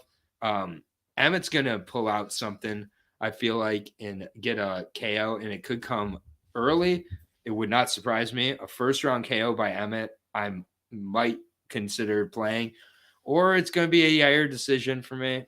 I just can't really – I've been back and forth. And I'm actually going to side with Yair still in this spot. I am going to trust that he puts it together. And I think that Yair would be smart to implement some good leg kicks in this spot as well, because I do think the legs of Emmett have to be susceptible at this point. I think it's going to be I think it could be a war, but I just don't think Emmett's going to land the shot he needs to put this away. And if it goes to a decision, Yair takes it all day for me. So I like Yair by decision in the spot. Let's see, just 2 cents. Yeah, this is. I have to put this out there. Yeah, I'm not even gonna say detractor, dude. I'm a straight up Yair hater. I don't ever since he fucking did my dude Korean Zombie dirty like that. I've just fucking hated the guy. I'm still not over that. I don't like Yair, and I'm a big Josh Emmett supporter. Shout out Jackie Boy knows what I'm talking about, man. That's my dude Nomac from Blade 2. I can't say that's Vittori, but he's kind of like Orgbane. But anyways, I really like Josh Emmett. He's tough. He hits so fucking hard. But I do agree that he's gonna have to find a home run punch, and I don't know that Yair is gonna give him that kind of fight. Like Yair's never been knocked down. He's never been knocked down in UFC. He has been knocked out. Like he got knocked out by Herrera. Yeah, in the UFC, right? In the UFC, yeah, right? Yeah. Right though. Like he's fighting a super high level of competition, and no one is like Frankie stopped him with G&P, but like that's not the same thing. Like on the feet, he's really crafty. His footwork is really fucking good, and I just like Emmett is a good fighter, but unless he lands the home run, he's kind of predictable, and he's a fucking punching bag. Like I thought, he didn't beat Cater, in my opinion. No, he didn't. I thought Calvin Cater won. I'm kind of biased though. I picked Cater in that spot, and I think I might actually bet Cater. So yeah, I'm salty about that one. But yeah, Emmett is very hittable. You worry about his knees too. Like I have no interest in betting this fight because I hate Rodriguez, and like if I bet Rodriguez and Emmett fucking decapitates him, I'll be so fucking mad at myself. So I can't do it. I'm going to stay away, but pick Yair because I know that if I fade him, it's going to go the other way. So give me Rodriguez by decision, maybe stoppage. Like I wouldn't be surprised if he like head kicked him or, kicked him to the body or something. But yeah, give me Yair. Yeah. All right, Lou, what are your thoughts on the first of our two title fights here? I am going to be the dissenter, and I am going to take Josh Emmett to find the home run shot and knock out Yair Rodriguez. Let me address this hip injury thing. It was from a Twitter account with like 100 followers that never said what their source was. They're just like, we hear. Mm-hmm. So I don't care about any of this shit. Like, honest to God, I don't buy it. So let me just get that out of the way. I think this is just like false narrative kind of shit. Rodriguez, every time he faces a boxer, takes just an insane amount of damage. Holloway pieced him the fuck up. And then he mixed in takedowns. And Rodriguez was landing, like, don't get me wrong, Rodriguez was landing way more on Max than you're used to. But man, Max just at will could land on him. His strike defense isn't good. Jeremy Stevens landed on him, and Jeremy Stevens is 90. The zombie was piecing him up. I mean, he's really hittable, and I think Emmett has more one-punch power. I mean, this is not like Jeremy Stevens landed on Emmett, I think, too.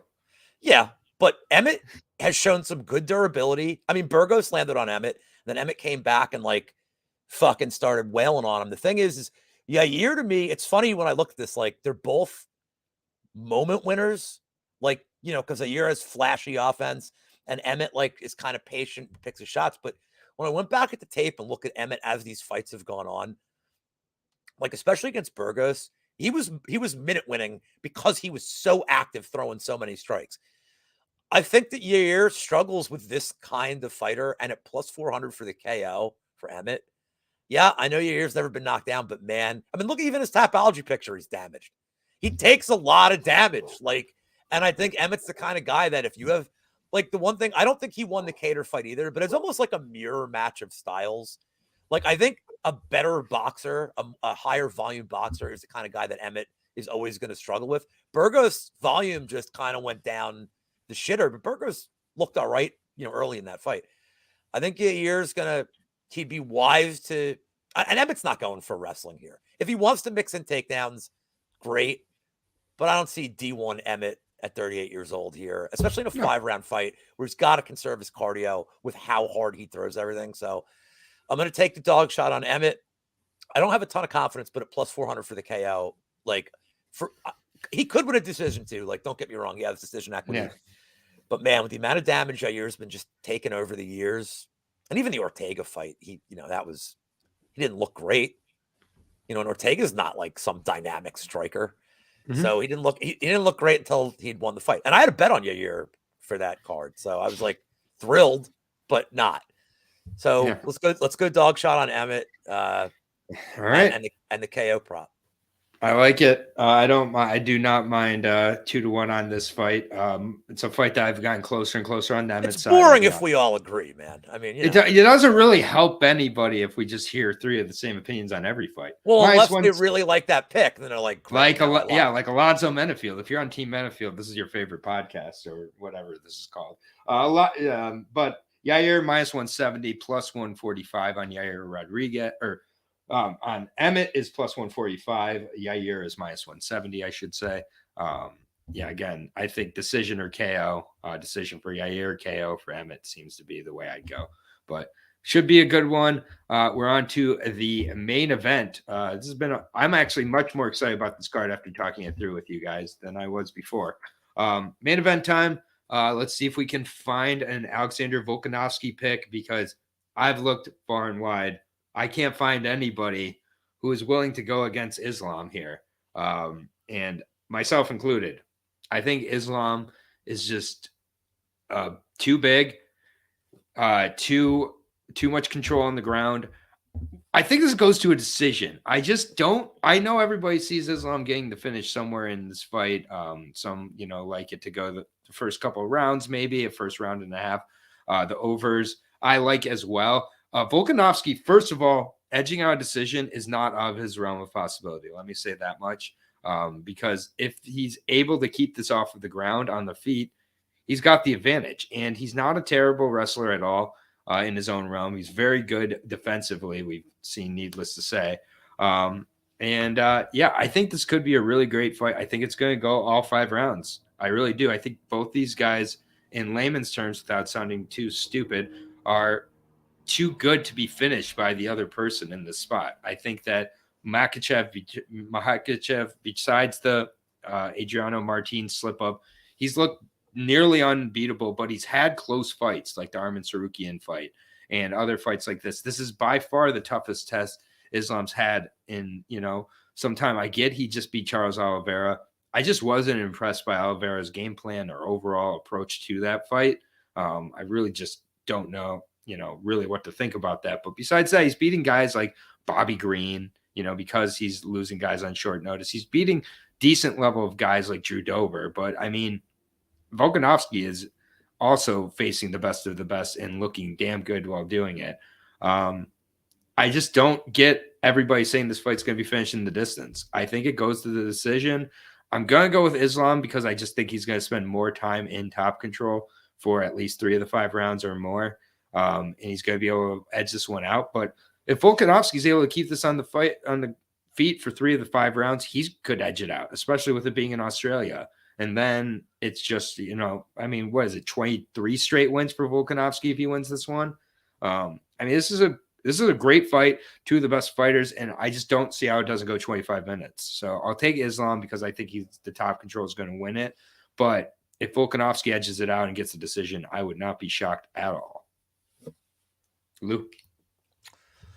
Yeah, nothing really more to add to what seems like a pretty binary fight here. So what I'll say is, from a betting perspective, Makachev in over 1.5 rounds in DraftKings is -175. I think that's a very good parlay piece. It is a title fight.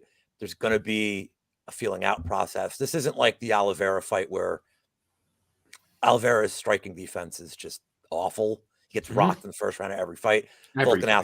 Volkanovski's very defensively responsible. And Makachev fights smart. He's not going to want a firefight here. He also doesn't force entries if he doesn't have to. But I could see this being a positional thing where Makachev just tries to keep it at really short boxing range, just to at least the threat of the takedown is always going to be there. So Volkanovski's going to have to mind his P's and Q's. Makachev gets him near the cage. That's where this fight's going. The whole round's going to stay there. I know Volkanovski has a good get-up game historically, but there's levels to this, and he's never faced a guy like this. And I think he loses it kind of similar. Obviously, it's very different, but I think it's similar to when Adesanya lost to Jan Blachowicz. It's there are weight classes for a reason. I do think that, it doesn't hurt Volkanovski's legacy at all. It only helps Islam's. And I don't see the finish. So But I think Volk. But I'm with you that I don't. I think late round subs are certainly in play, especially if like. I mean, look, I know Volk has good cardio, but like if Makachev is just grinding him out, like, and I mean 4.5 minutes of for every round, like to start the fight, then yeah, late subs possible. But I definitely don't see an early finish. I mean, I think Volkanovski can at least stay out of enough trouble on the ground.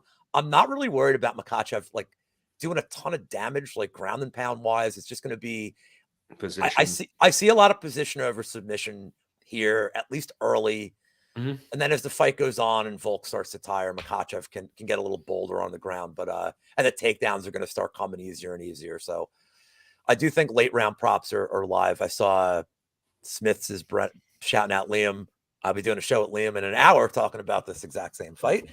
Liam's my dude too. So yeah, Islam and over 1.5 minus 175. If you want to get a little bolder, over 2.5 is close to even money. It is perfect. 110. 2 cents. Go ahead and take it away. I'll be right back. Sorry, guys. So, I mean, you guys see my avatar. You know what time it is. This is, Aaron said it, Lou said it, like, it's levels, man. I don't care what this whole thing about, oh, Volkanovski used to weigh 214 pounds. He used to be 220 when he was a rugby player. Have you seen him at that weight? He's a fucking tub of shit. Like, that's an overweight fucking like block of cheese. Dude, that's an overweight. Volkanovski walks around at like 170, 180 tops with a fucking rock in his pocket. Islam Makhachev is going to be the way bigger guy. He's going to be the much stronger guy. I do see a finish. I don't think it's going to be super early, but I do like, you look at the guys Volkanovski's been fighting. Ortega, Max 3 times, Korean Zombie. Like, yeah, like Zombie and Max are kind of underrated on the ground, but all of those guys, and you know, Ortega has good jiu-jitsu, almost choked him out, but all of those guys are particularly Max and Korean Zombie. They're strikers. And the crazy thing is, I don't think Islam is like terrible on the feet. Like, he's definitely got serviceable enough striking where like the takedown threat is always there. Volk is usually a pretty crafty and cerebral fighter on the feet, but he doesn't have to worry about the takedown with Max or Korean Zombie, really. Like, Zombie's just going to march forward. Max is going to stay in his face. Like, if he's constantly worried about that takedown and Makachev starts teeing off on him, it's like, Volk has been knocked out before. Like, he got knocked out by fucking, the dude's name's like Corey Nelson. He's some fucking Australian jobber. So like, I think he was on the challenge, dude. Yeah. I will see that Adriano Martins and raise you a fucking Corey Nelson. Like, Volk is not indestructible. I think that's a false narrative. Like, oh, Volk is so tough. Like, yeah, he's tough. Max dropped him twice. Fucking was it Rivera? No, not Rivera. Didn't Mendez drop him or something? Like, he doesn't have an indestructible chin, nor is he perfect on the ground. I think Makachev will get takedowns. He gets takedowns in almost every fucking fight. And I do think he is going to start to lay the lumber a little bit. Like, I do think at first it'll be position over submission, but as it starts to progress, as the takedowns start coming easier, I think he's going to start laying it on Volk. And like the whole, oh, I'm going to knock Volkanovski out, I think that's kind of bullshit. I think that's kind of smoke and mirrors, misdirection, like, oh, make you think that. But the more I think about it, it's like, it's not out of the realm of possibility. But I do think what happens is Makachev gets him down, rinse and repeat over the rounds, round 4, round 5, maybe even round 3. I think he finds a submission. I think he softens Volk up with the ground and pound, that Dagestani top control. Like, I think Volk is going to start to get very discouraged because I don't think he's ever been in a situation like that. It's just he's never fought somebody like this. The closest thing is like Mendez, but Mendez doesn't have the top control like this. And like, even Mendez took his back. Dude, if that's Islam, he's getting fucking choked. I think Volkanovski's getting submitted in round 3. I think Islam is going to show him the difference pretty early. I do have Islam anchoring my parlay. This could end up like, this fucking thing could be burned before it gets close to Islam, but it's Loma, Tyson, and Islam. I think it's like +2 something. I'd have to pull it up real quick, but yeah, I got that. And I also got, Lou, you're going to like this one. I do have Islam inside the distance in a parlay. It's a 2-piecer. And the second half of that is Eagles on the money line. So why would I do not like that because I hate the Philadelphia Eagles, but you do? I do. I'm a Giants fan. Man. Holy shit. I'm Well, surrounded by knobs that love the birds. Oh God, I was gonna say, dude, I'm sure you hate that. I do think the Eagles win comfortably on Sunday. Yeah, I think these Eagles lines have been crazy. What are the odds? What are the odds for Makachev to win by Iron Sheik, old country style humbling? That's the decision prop. So no, that's camel clutch and rammed up the poop chute. That's. Have you ever heard the Iron Sheik talk? Oh, yeah, about like he's like, I humble them, old country ways. All right, it is not Father's plan. That is not Father's plan. So we're still looking for the Volkanovski believer. I guess it is Smith's MMA. He is the one. But I'm not gonna go through the full fight card here, but my 5-fight money line parlay is gonna, of course, include Jack Jenkins, Clayton Rodriguez, Josh Kilobao, Tyson Pedro, and Islam Makhachev. That will be the 5 that I feel most comfortable with on this card. I can do up the total on that real quick and see what we get to, but it's not going to be super high there, but I do think it's going to cash. Again, I'm about 60% clip on my 5-fight money line parlays. They're not always the most creative, but at the same point, I think on a card like this, there's only so much you can really trust. So really quick, let me get the totals up there for that. So Jack Jenkins, we've got Clayton Rodriguez, Josh Kilobao, who is currently an underdog. So that should be nice. Tyson Pedro, and of course, Islam Makhachev. And that gets you to a +470 on that 5-fight money line parlay. So not bad. Sprinkle it with $20, $10, whatever your unit is. Go ahead and put a unit on it because I will be doing the same myself. Any parting words from you, Lou, on overall this fight card or particular plays you really like? Anything? Yeah. Let me just put this out there that a builder round 3 sub and Porter yam bag shot, $10 will return $3,570. It should probably return even money. So I think you're getting really good equity on the bag and 3rd round sub on the round 3 sub bags. I think it's a smash spot. It's probably a 10 unit. It's a Vegas Dave whale 45 unit bet for me. And then like 2 units on everything else. No, I think we covered it. I'd come into this telling you before the show, man, there's some spots I don't love. And I even wrote a tweet last night. I'm like, man, I haven't really found inspiration yet on this card. And hey, man, I'm still learning. I'm a year in it, growing as like a capper or whatever I am. I'm 45 years into being a weirdo, but like a year into being a capper. But this, I know this helps the people in chat, when we go over it, but it helps me. It helps me tremendously talking to smart people that see things differently than me to get better. I just gave you a fucking parlay, man. I literally just gave you a parlay. Rewind the show. I'm not repeating it. I literally just goddamn said it. Haddad game plan, greater than Father's game plan. Shout out to Haddad, the real GOAT there.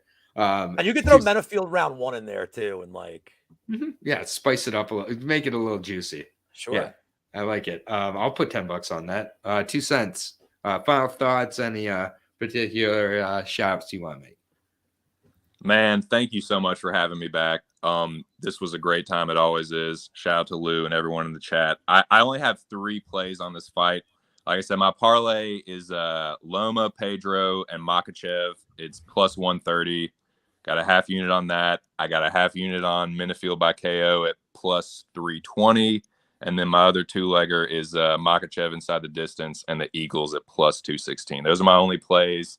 I think this card's going to be a fucking train wreck, but I'm here for it.